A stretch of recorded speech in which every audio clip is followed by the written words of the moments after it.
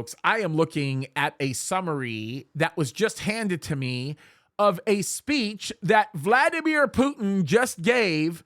And folks, he made a lot of very critical statements that we should probably be paying attention to, right? He says Western domination is over. He calls for a new world order and warns that we have entered the most dangerous decade since World War II. And the reality of it is he may very well be correct. Let me read some of the bullet points of this speech to you. I think it's very interesting. It says this.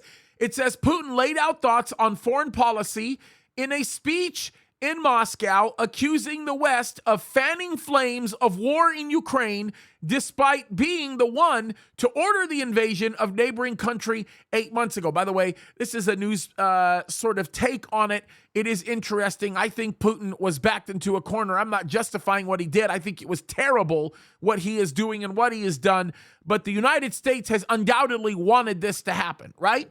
He is also accusing the West of rejecting his peace plan and stoking tensions over Taiwan, and said area is part of China. By the way, he's right about that. He's 100% right about that, because here's something that a lot of people do not know, except you guys, because you're watching, so you're hearing the stories.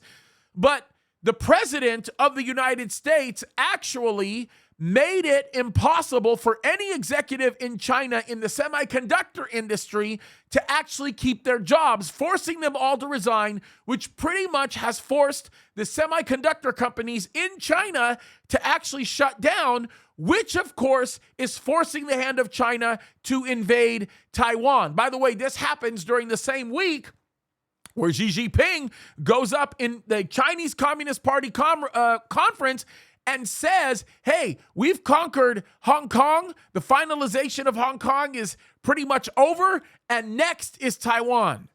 Folks, the president of the United States is making it very, very, very, very easy for some real ugliness to be taking place overseas. And I can tell you this right now, Putin is definitely right in that vein.